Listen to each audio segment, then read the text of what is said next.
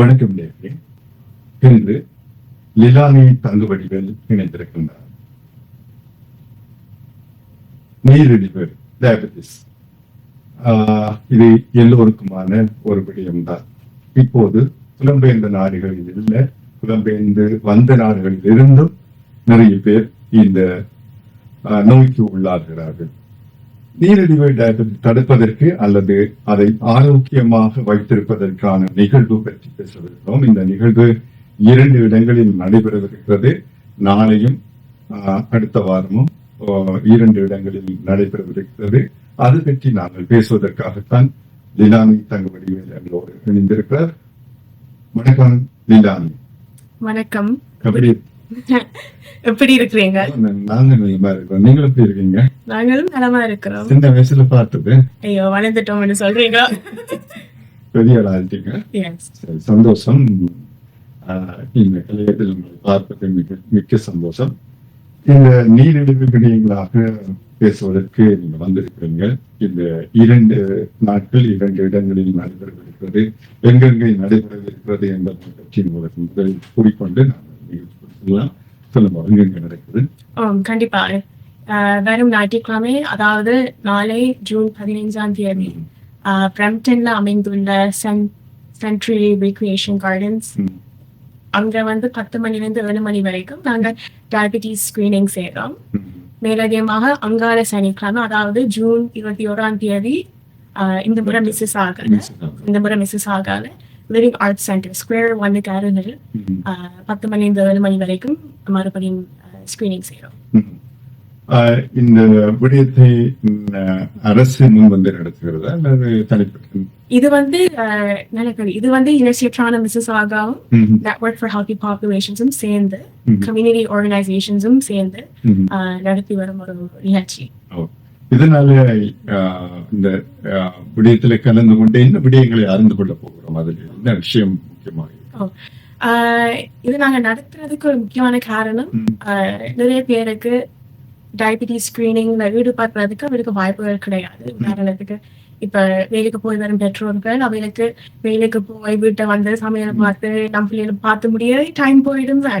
அப்படி கேட்க நிறைய பேருக்கு அவளோட மருத்துவரை சந்திச்சு அவளோட உடல்நலத்தை பாதுகாக்கிறதுக்கு ஒரு சந்தர்ப்பம் கிடையாது. இந்த சந்தர்ப்பம் குறைவு அப்படி சொல்லலாம். அப்படி கேட்க இந்த நிகழ்ச்சி மூலம் உங்களுக்கு அதே இடத்துல உங்களுக்கு டயபெட்டிஸ் ஸ்கிரீனிங், அதாவது A1C டெஸ்ட் எடுப்பாங்க. அந்த A1C டெஸ்ட் மூலம் உங்களுக்கு தெரியும் நீங்கள் உங்களோட பிளட் சுகர் லெவல் எதுல நிக்குது. அப்புறம் உங்களோட பிளட் சுகர் லெவல் பொறுத்து அவங்க உங்களுக்கு ஃபேமிலி டாக்டர்ஸோட கனெக்ட் பண்ணுவாங்க. உதாரணத்துக்கு உங்களுக்கு நிறைய பேருக்கு ஃபேமிலி டாக்டர்ஸ் இல்லாதனால அவங்களுக்கு அந்த டெஸ்டிங் செய்யறதுக்கு வாய்ப்புகள் குறைவு.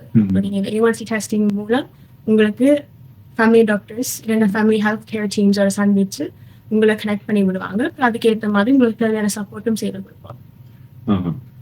எந்தெந்த மாதிரியான ஆதரவு முதல் தரம் பெறுகிறார்கள் டெஸ்ட் பண்றதுக்கு? அதுக்கு எதுவுமே இல்லை. எல்லாரும் பெற வேண்டுமா அல்லது டயபெட்டிஸ் இருக்கிறார்கள் மட்டும்தான் பெற வேண்டும்?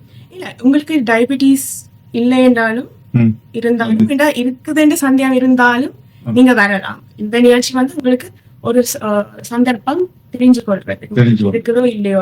உங்களுக்கு இல்லை என்றாலும் உங்களுக்கு எப்படி அதை தொடர்ந்து அப்படியே உங்களோட ஹெல்த் உங்களோட உடல்நலம் எப்படி தொடர்ந்து அப்படியே மெயின்டைன் பண்றதுக்கு ஒரு அறிகுறிகள் எல்லாம் கொடுப்பாங்க.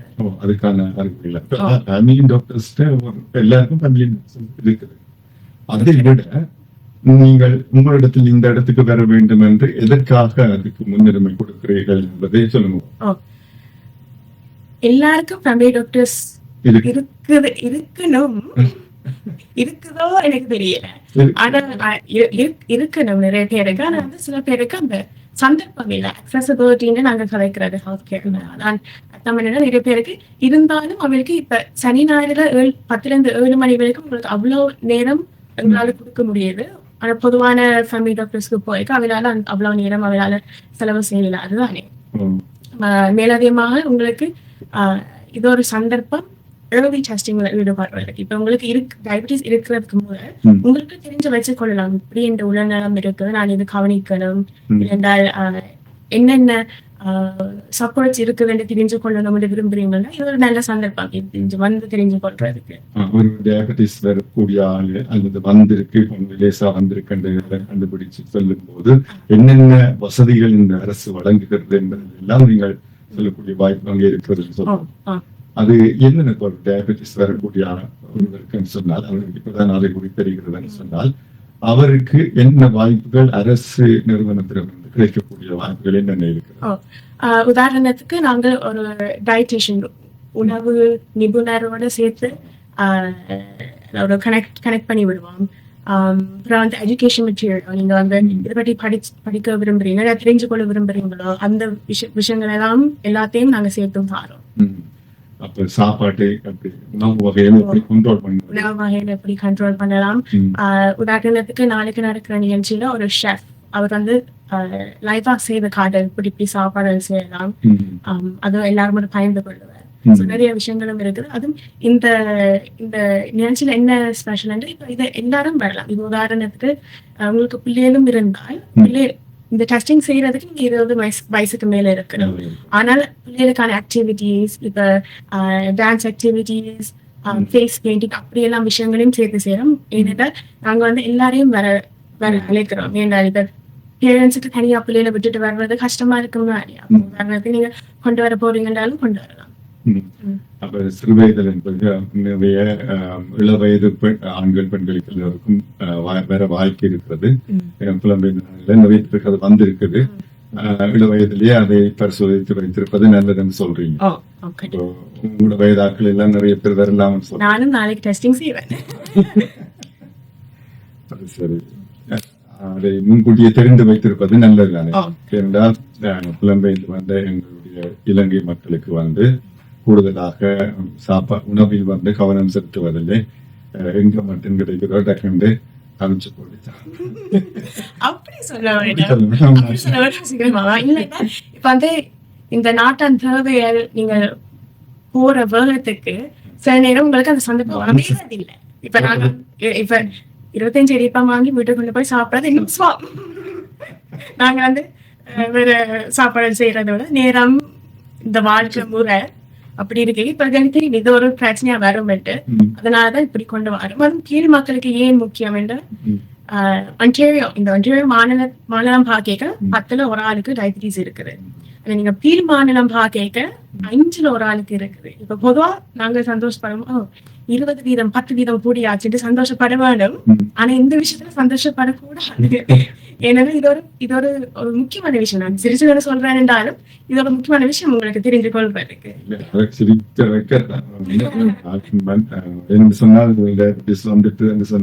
எல்லாருமே பெடப்பாயிடுவோம். ஆனால் அது நீங்களே இப்ப சொல்றீங்க 25 இடிப்பம் கொண்டே வாங்குறது இலகுவாக இருக்கிறது, எங்களுக்கு அது சுமையை குறைக்கிறது என்று. ஆனால் அது புறத்துல பார்க்கும்போது நாங்கள் ஒரு எதிர்காலத்திலே வந்து அது எங்களுக்கு சுமையாக மாறி விடுகிறது. எப்படின்னு நீங்க போற இடத்துல வந்து டெஸ்ட் பண்ணி கொஞ்சம் அறிகுறிகள் இருக்குதுன்னு சொன்னா உடனே அவர்கள் சொல்லக்கூடியது நீங்கள் உணவு கட்டுப்பாட்டில் இறங்க வேண்டும் சொல்லி. அப்ப அந்த உணவு கட்டுப்பாடு என்பது இங்கே இருந்து ஆரம்பிக்கிறது. அப்ப இலகுவை பார்த்து நீங்கள் நோயாளியாக மாறுவது கடினம் தான் ஒரு மனிதனுக்கு வந்து. அப்ப அதை வந்து கற்றுக்கொள்ள வேண்டும் எல்லோருமே வந்து. அது 25 இடிப்பம் வாங்கி சாப்பிடுவது சரி, அதிலேயே கொண்டோல் இருக்கும், அதுல ஒரு கட்டுப்பாடு இருக்கும். அந்த கட்டுப்பாடு என்பதுதான் நீங்க வருத்தத்தை கொண்டு வருகிறது என்பதை அதாவது வந்து எங்களுக்கு அனுபவப்பட்டவர்கள் சொல்லும்போது கேட்டுக்கொள்ளுங்கள் என்பதை தான் சொல்ல வருகிறேன். 2 இடங்களில் நடைபெறவிருக்கிறது. மிஸ்ஸாக்கா பிரம்டன் 2 இடங்களையும் மீண்டும் ஒரு முறை சொல்லுங்கள். அல்லது உங்களுக்கு தொடர்பு கொள்ளக்கூடிய தொலைபேசி இலக்கம் இருந்தாலும் இப்பொழுது நீங்க கூறலாம். எங்களுக்கு தொலைபேசி இலக்கம் இல்லை, ஆனா நாங்க வந்து ஒரு வெப்சைட் படிச்சிருக்கிறோம். அதாவது அது connect diabetes connect sorry so DIABETES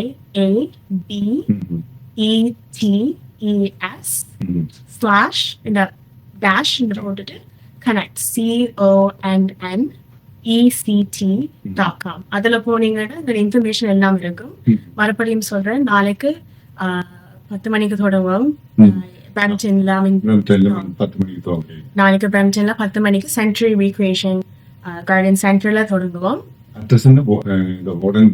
இல்ல இது பிராம்டன் Brampton. பிராம்டன் நீங்க century recreation gardens century recreation centre போட்டீங்கன்னா ஓ, அது வரும். சரி. இரண்டு இடங்களிலும் நாளை ஃபாதர்ஸ் டே இருக்கிறது. நீங்க எல்லோரும் போய் முதல் அப்பாக்களும் வந்து டெஸ்ட் பண்ணலாம். டெஸ்ட் பண்ணி உங்களுடைய பிரச்சனையை அறிந்து கொள்வதற்கு ஒரு வாய்ப்பாக இருக்கிறது. நீண்ட விடுமுறை தினம், அந்த விடுமுறை தினத்தில் வந்து இலகுவாக உங்களை பரிசோதித்து வைத்திருப்பது மிக சிறந்தது என்று நினைக்கின்றேன். எனவே நேற்று கேட்டுக்கொண்டிருப்பவர்கள் நாளை பிரண்டனில் நடைபெறவிருக்கிறது என்பதை கூறிக்கொண்டு, நீங்க சின்ன வயசுல இருந்து தமிழ் கற்றுக்கிறீர்கள் இருக்கிறது இல்லையா? எப்படி தமிழில் நிறைய கற்றுக்கொண்டீர்கள்? நல்ல அழகாக தமிழ் பேசுகிறீங்க. இங்கதான் பிறந்தீங்களா? எப்படி உங்களது இலக்குவாக தமிழ் பேசக்கூடியதாக?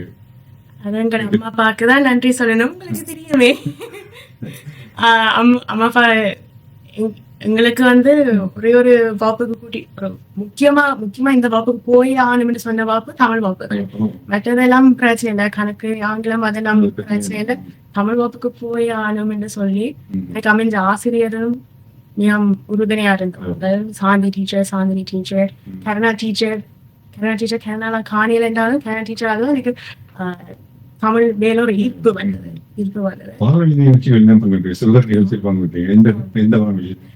சிடிபிசி வானொலியில பங்கு பெற்றேன்.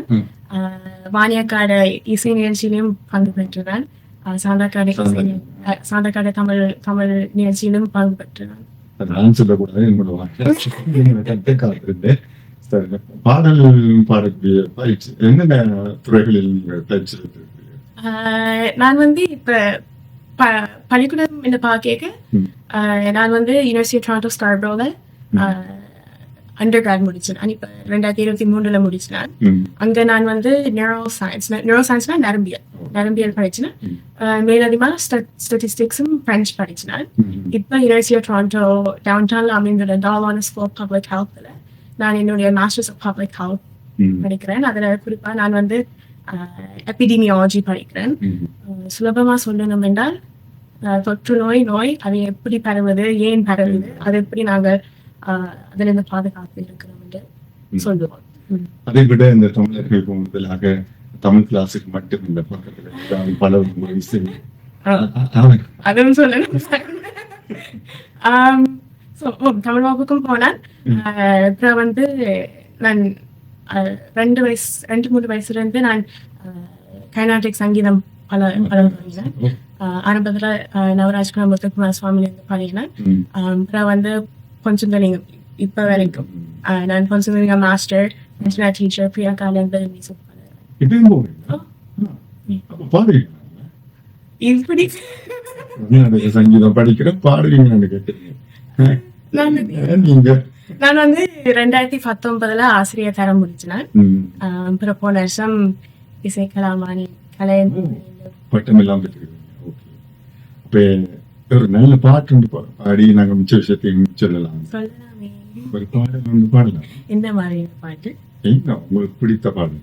கொஞ்சம் பாடுறேன், எல்லாரும் பேச்சு போவாங்க. ஐயோ, ஓகே. எல்லாருமே எனக்கு பிடித்த பாடு அது உனக்கும் பிடிக்குமே, உன் மனது போகும் வழியை எந்த மனது அறியுமே, என்னை பிடித்த நிலவு அதை உன்னை பிடிக்குமே, காதல் நோய்க்கு மறந்து தந்து நோயை கூட்டுமே, உதிர்வது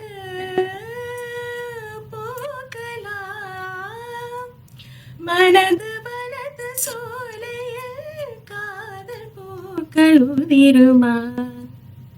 சரியா? காதலின் தொற்று நோய், காதலின் தொற்று நோய். நான் சினிமா பாடல் கொஞ்சம் பாடுறது குறைவு, கொஞ்சம் தெரிஞ்ச அளவுக்கு பாடுறேன். நல்லது, நல்ல இருந்தது.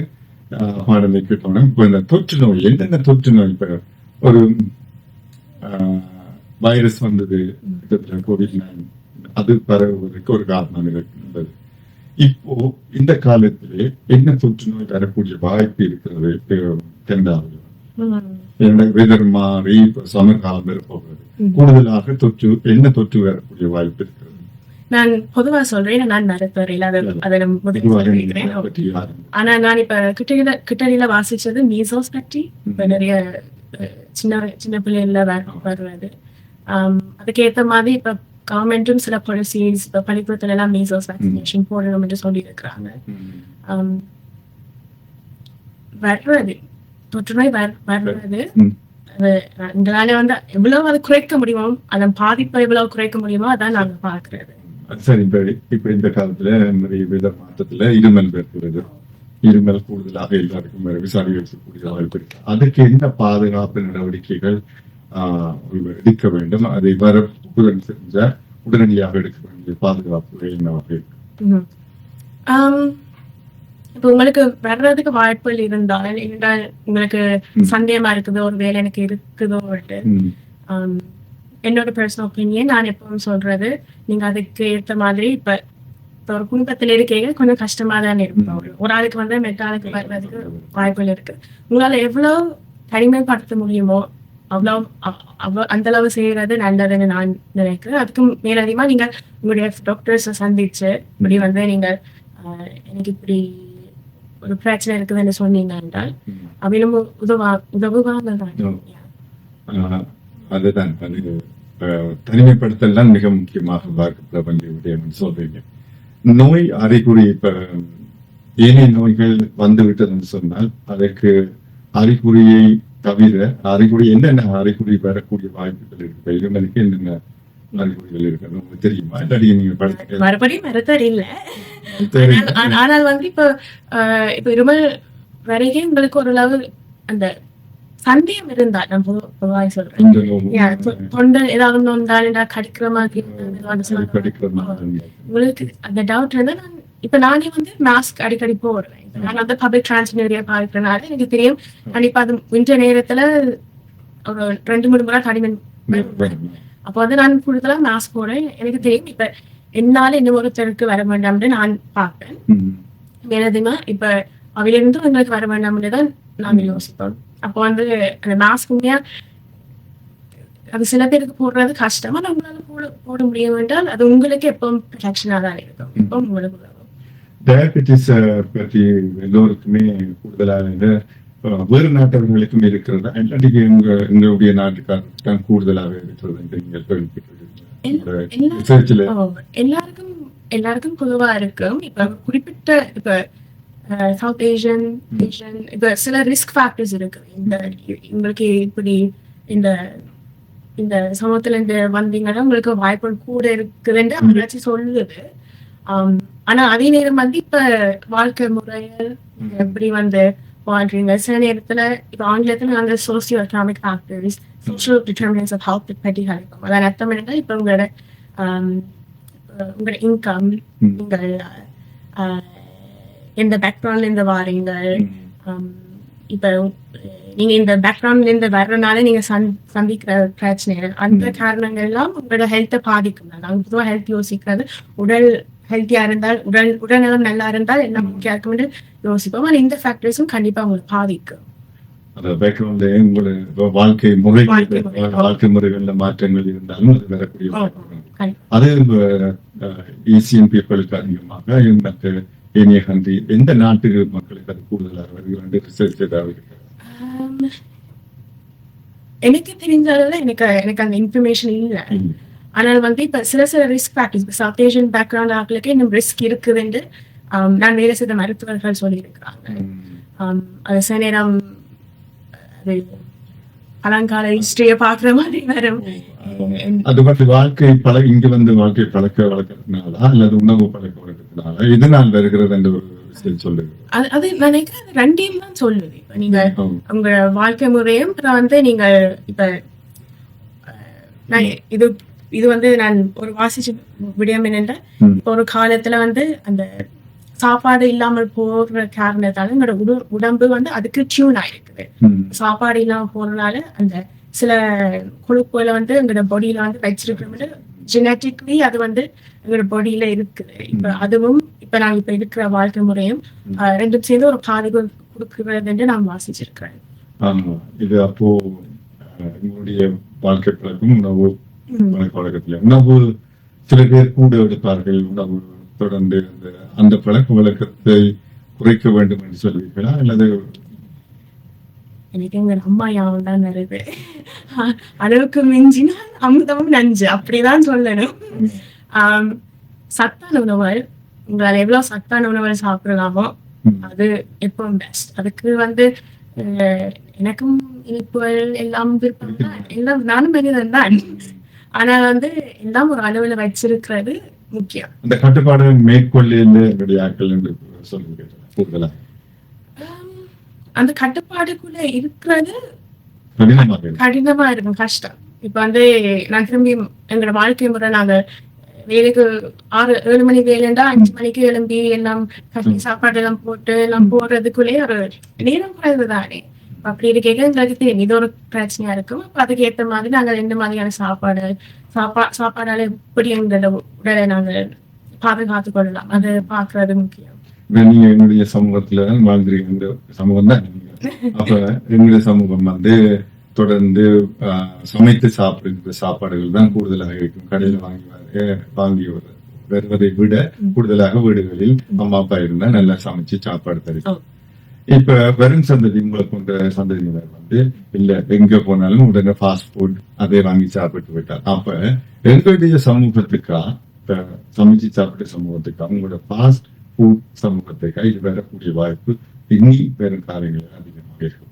என்னோட இதுக்கு அப்புறம் எனக்கு ஃப்ரெண்ட்ஸ் ஒன்றும் இருக்காது. ஆனா அது உண்மைதான். நாங்க உண்மையா அந்த ஃபாஸ்ட் ஃபுட் சோமாதான் இருக்கும். கொஞ்சம் வருஷத்துக்கு சோமாதான் இருக்கும், கொஞ்சம் வருஷத்துக்கு. ஆனா அப்புறம் பிற்காலத்துல வர்ற பிரச்சனை எங்களால தாங்கலாமோ எனக்கு தெரியாது. இப்ப நாங்க அதுக்காக தான் நான் இப்ப எங்களோட வீட்டுலயும் உதாரணத்துக்கு அண்ணா வேலைக்கு போறவர் அவர் 14 மணிக்கெல்லாம் வேலை செய்வார். அப்போ நானும் மணம் முதலே காய்ச்சி வைப்போம். இப்படி நாங்க இந்த மாதிரியான சாப்பாடு ஏற்கனவே செய்து வச்சோம்னா வேலைக்கு கொண்டு போறது ஸ்வாம். அப்படி பிளான் பண்ணி செய்தால் தான் எங்களால முடியும். வீட்டை உடனே பருப்பு கறி கீரை கறி எல்லாத்தையும் வச்சு செய்யறதுக்கு அம்மா இருக்கிறதுனால அம்மா செய்யறதால அதுக்கு நான் அம்மாவுக்கு கடமைப்பட்டு இருக்கிறேன். எப்ப இப்ப எங்களுக்கு தெரியும் இப்ப எங்களோட வாழ்க்கை முறை எப்படி இருக்குதுன்னு தெரிஞ்சுனாலும் நாங்க அதுக்கு ஏற்ற மாதிரியான மாற்றங்கள் செய்து அது நாங்கள் தவிர்க்கலாம். அப்படி உங்களுடைய சமூகம் சத்துள்ள சாப்பாடை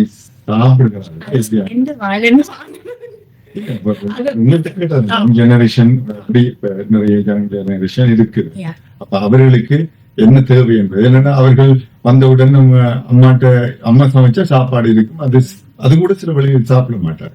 உடனடியாக இப்பதானே டெலிபோன் கைக்குள்ள இருக்கு, ஒரு போன் கால் போட்டா வாசல்ல ஊபர் கொண்டு சாப்பாடு உங்களுக்கு தரும். அந்த வாய்ப்பினால நிறைய பிள்ளைகள் கெட்டு போகின்றார்கள். அந்த ஒரு டோக் ஷோல நாங்க பேசிக் கொண்டிருந்த போது மகன் சாப்பாடு சாப்பிடுறாங்க, வீட்டுல என்ன சாப்பாடுன்னு கேட்டுட்டு தேவையில்லைன்னு சொல்லிட்டார். உடனடியாக டெலிபோன் கால் ஊபர்ல கொத்து ரொட்டி ஆர்டர் பண்ணிட்டு சரி கொத்து ரொட்டி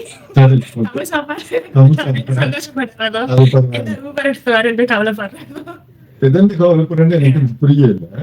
அவர் சாப்பாடு ஆர்டர் பண்ணிட்டு கம்ப்யூட்டர்ல தன்னுடைய விஷயத்தை பார்த்து கொண்டு இருந்திருக்காரு. அப்படியே தூக்கம் வரையில தூங்கிட்டார்.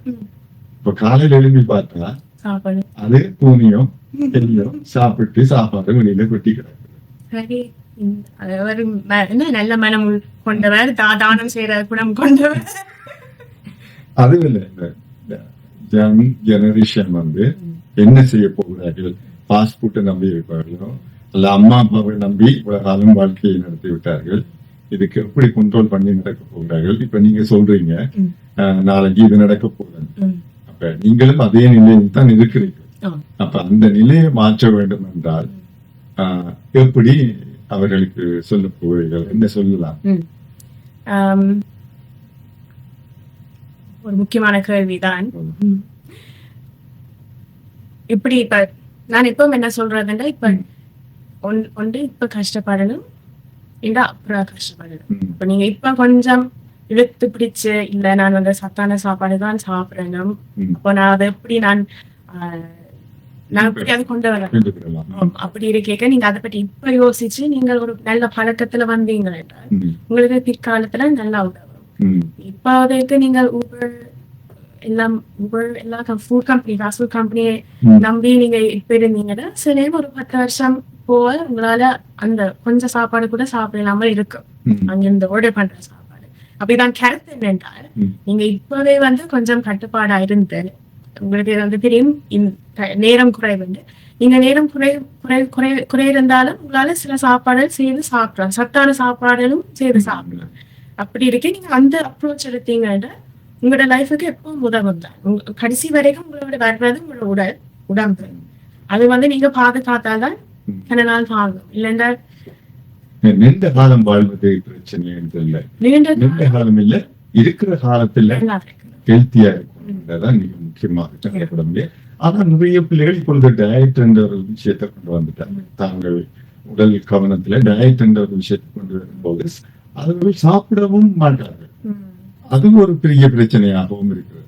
அப்ப அந்த யங் ஜெனரேஷன் சாப்பாட்டை ஒரு கண்ட்ரோல் இல்லாமல் கண்ட்ரோல் பண்ணி கொண்டிருப்பது. அதாவது வந்து நீ சாப்பிடவே வேண்டாம், இல்ல பண்ண வேண்டாம், சின்ன சின்ன சோட்ஸ் அதை சாப்பிட்டு இனிப்பை சாப்பிட்டு சாக்லேட் சாப்பிட்டு டயட் கேஸா போகிறார்கள். அவர்களுக்கு அது இன்னும் கூடுதலான ஆபத்தை ஏற்படுத்தாது. கண்டிப்பா. இப்ப கூட சாப்பிட்டாலும் பிரச்சனை, சாப்பிடாம இருந்தாலும் பிரச்சனை. அப்ப நான் திரும்பியும் என்ன சொல்றதுன்னா சத்தான சாப்பாடு நேரத்துக்கு சாப்பிடுறது. இப்ப நான் வந்து எப்பவும் முயற்சி எடுப்பேன்.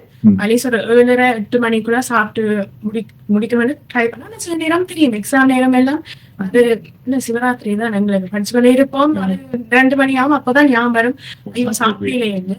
அப்போ அந்த நேரம் ஒரு கடுமைக்கா ஒரு வாழைப்பழம் ஏதாவது ஒரு சின்னதா ஏதாவது சாப்பிட்டுட்டு படுக்கிறது. நான் வெறும் வயிற்றிலையும் சாப்பிடாமல் படுக்கிறதும் நல்ல விஷயம் என்று நான் சொல்ல மாட்டேன்.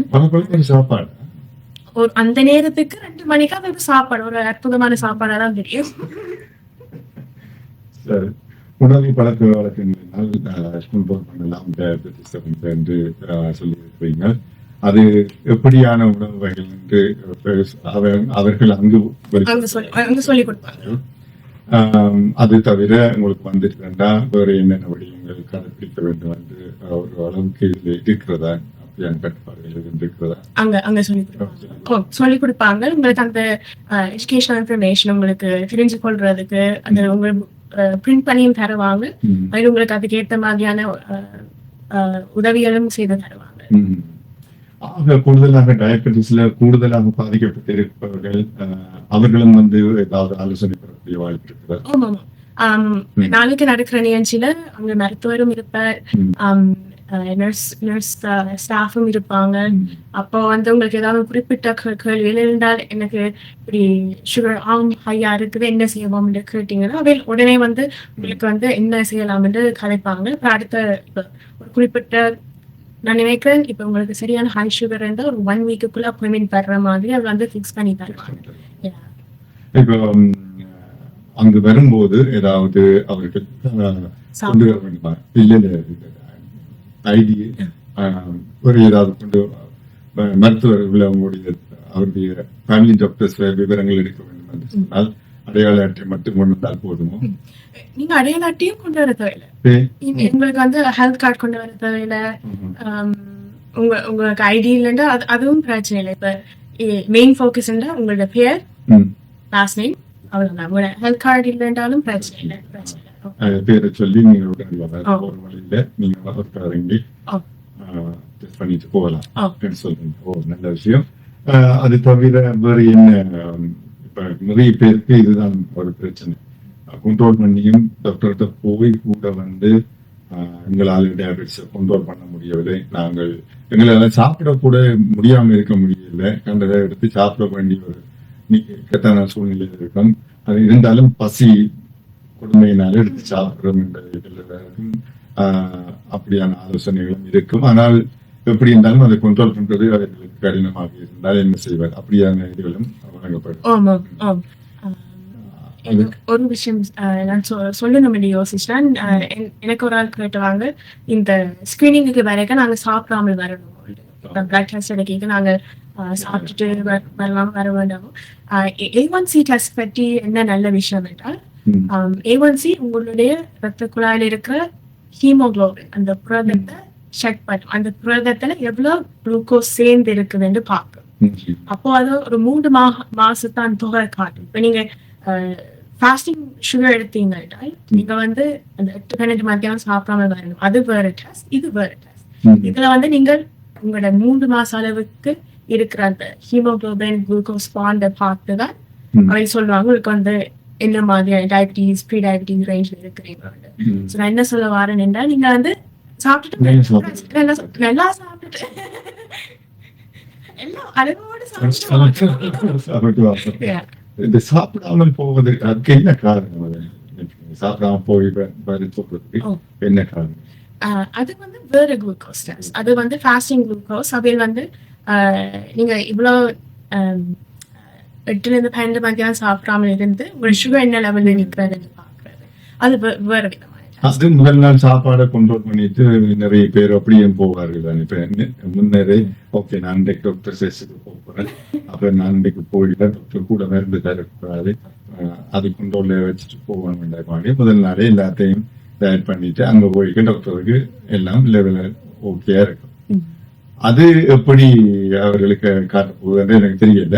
அப்படி போய் அவர்கள் தங்களுடைய உடல்நிலையை கெடுப்பார்களா அல்லது அவர் இதுக்கென்று கண்ட்ரோல் பண்ணபடினாலே இதற்கு வருத்தம் இன்னும் கூடுவதற்கான வாய்ப்பு இருக்கு. நானும் இதை ஒருக்கா ட்ரை பண்ணி பார்க்கலாம் தான். எனக்கு தெரிஞ்சாலும் இப்ப நிறைய டாக்டர்ஸ் வந்து A1C தான் பாதிக்கிறாங்க. இந்த ஃபாஸ்டிங் குளுக்கோஸ் A1C தான் பாதிக்கிறாங்க. இப்ப நான் வேலை செய்திருக்கிற மருத்துவர் கூட A1C பாதிக்கிறேன். அது 3 மாசம் தான் தொகை காட்டும். இப்ப ஃபாஸ்டிங் சுகர் பார்க்க நீங்க சொல்றது ஒரு ஒரு ஒரு முக்கியமான எப்படி அந்த நீங்க முதல் நாள் சாப்பிடாம ஆனா போன கிழமை முதல் கிழமை நல்லா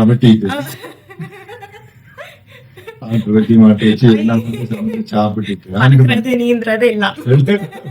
ஆனால் நான் ஒரு நாளும் விசாரிச்சு பார்க்கல. ஆனா நான் நினைக்கிறேன் வந்து இப்ப நீங்க இப்ப ஒரு நாள் சாப்பிடாம விட்டாலும் கொஞ்சம் பாதிப்பு காட்டும் தான் நான் நினைக்கிறேன். ஆனால் வந்து இப்ப A1C இன்னும் ரிலையபிள்.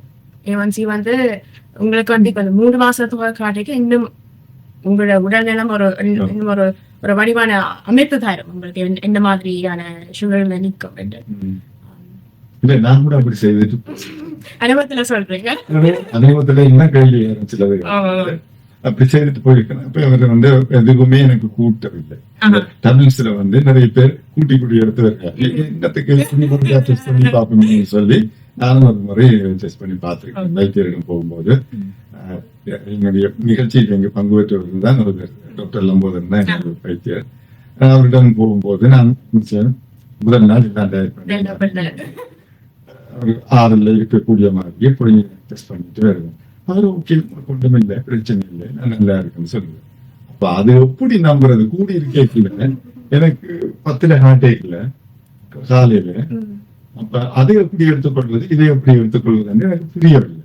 இந்த நானும் அதே அப்படியே வந்து கொண்டிருக்கிறேன். ஒரு பிரச்சனையும் இல்லை இது வரைக்கும். பிரச்சனை வருது அதுதான் கேட்டேன் அந்த கேள்வி. சரி, நல்லது. இது தவிர வேறு ஏதாவது நாளை அடுத்த வாரம் நடக்க போறதை பத்தி நீங்க சொல்ல விரும்புறேன்? திரும்பியும் கூற விரும்புறேன். நாளைக்கு 10லிருந்து 7 மணி வரைக்கும் பிரம்டன்ல அமைந்துள்ள சென்ட்ரி கார்டன்ஸ் ரீக்ரியேஷன் சென்டர்ல டயபிட்டிஸ் ஸ்கிரீனிங் இருக்குது. அங்காளக்கிழமை மிஸ்ஸாக ஸ்கொயர் 1க்கு பக்கத்தில் அமைந்துள்ள லிவிங் ஆர்ட் சென்டர் திரும்பியும் 10லிருந்து 7 மணி வரைக்கும் point of care diabetes testing இருக்குது. இது ஒரு அரிய சந்தர்ப்பம். எல்லாரும் வந்து குடும்பமா வந்து பங்கேற்றதுக்கு. மேலதிகமா உங்களுக்கு ஏதாவது கேள்வியில் இருந்தால் என்றால் நீங்கள் வந்து எனக்கு டயபிட்டிஸ் இருக்குதோ எனக்கு தெரியாது, டயபிட்டிஸ் இருந்தாலும் நீங்கள் உங்களுக்கு ஏதாவது உதவியல் தேவை என்றால் அது ஒரு நல்ல இடம் கேட்டு உங்களுக்கு தேவையான உதவியை பெற்றுக்கொள்வதற்கு. விஷயம் உங்களோட தொடர்பு கொள்ள உங்களுக்கு தொலைபேசி இலக்கம் இல்லை. அது ஒரு நிறுவனத்தினோட அரசாங்கம் தான் அதை செய்கிறது. எனவே நாளை பிரம்டனிலும் அடுத்த வாரம் 21ஆம் தேதி மிஸ்ஸாகாவிலும் நடைபெறவிருக்கிறது. நீங்கள் எல்லோரும் உங்களை பரிசோதித்து பாருங்கள். உங்களுக்கு நல்லது. உடல் ஆரோக்கியமாக இருந்தால் தான் வாழ்க்கையை மகிழ்ச்சியாக கொண்டு செல்ல முடியும். அது தவிர நீங்கள் நோய்வாய்ப்பட்டீங்கன்னு சொன்னா ஒருத்தரும் கவனிக்க மாட்டாங்க. கடைசியில வந்து இப்ப நாளைக்கு ஃபாதர்ஸ் டே இருக்கிறது, நீங்கள் எல்லாரும் போய் ஆம்பளைகளும் அப்பாக்கள் எல்லோரும் டெஸ்ட் பண்ணலாம், சொல்லிக்கலாம். ஏன்னு சொன்னால் அப்பாக்களை கொண்டு முதியோர் இல்லத்தில் விடுறதுக்கு பிள்ளைகள் எல்லாம் தயாராக கூடாது. நீங்கள் ஆரோக்கியமாக இருந்தால் பிள்ளைகளோடையே இருக்கலாம். ஆரோக்கியம் இல்லைன்னு சொன்னால் ஏசி ரூம் வேணுமா அல்லது வெஜ்ஜியா சாப்பாடு போடுறது, இப்படி பல விஷயங்கள் எல்லாம் இந்த உலகத்துல நடந்து கொண்டிருக்கிறது. அது கவலைக்குரிய விடயமாக என்ன செய்வது? ஒன்றும் செய்வதால் புலம்பெயர்ந்து வந்து விட்டோம். குண்டிய தனிய முதியோர் இல்லத்துல விட்டுட்டா என்று உங்களுக்கும் கஷ்டமாக இருக்கும். பிள்ளைகளோடு குடும்பமாக இருக்கிறதுக்கு உங்கள் உடல் ஆரோக்கியம் முக்கியம். அதுதான் மிக முக்கியமானது. நாளை போய் பரிசோதித்து பாருங்க. ஒரு பாடலோடு நிறைவு செய்யலாம். இந்த பாடல் நல்ல பாடல்.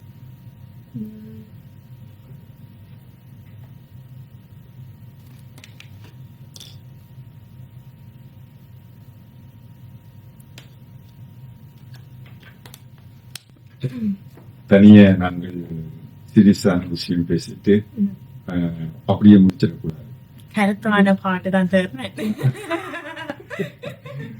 என்ன கருத்தான பாடல் வந்து பார்ப்போம். நேர்களே நீங்களும் அவளாக கேட்டுக்கொண்டிருக்கிறீர்கள். சரி, கேளுங்க. உள்ளம் என்று எப்போதும் உடைந்து போக கூடாது, என்ன இந்த வாழ்க்கை என்று எண்ணம் தோன்றக்கூடாது. எந்த மனித நெஞ்சுக்குள் காயம் இல்லை சொல்லுங்கள், காலப்போக்கு காயமெல்லாம் மறைந்து போகும் மாயங்கள். ஒளி தாங்கும் கற்கள் தானே மண் மீது சிலையாகும், வழி தாங்கும் உள்ளம் தானே நிலையான சுகம் காணும். யாருக்கில்லை போராட்டம், கண்ணில் என்ன நீரோட்டம், ஒரு கனவு கண்டால் அது தினமோ என்றால் ஒரு நாள் நிஜமாகும். மனமே ஓ மனமே நீ மாறிவிடு, மலையோ அது பனியோ நீ மோதிவிடு. ஒவ்வொரு பூக்களுமே சொல்கிறதே, வாழ்வென்றால் போராடும் போர்க்களமே. ஒவ்வொரு விடியலுமே சொல்கிறதே, இரவானால் பகலொன்று வந்திடுமே. நன்றி திலானி தங்க வடிவேல். கலையத்துக்கு வந்து உங்களுடைய சபையை வழங்கியதற்காக நன்றி கூறி மீண்டும் ஒரு நாள் சந்திப்போம். கண்டிப்பா. நன்றி. வீடியோ பார்க்குற எல்லாரும் லைக் பண்ணுங்க, ஷேர் பண்ணுங்க, மறக்காம சப்ஸ்கிரைப் பண்ணுங்க.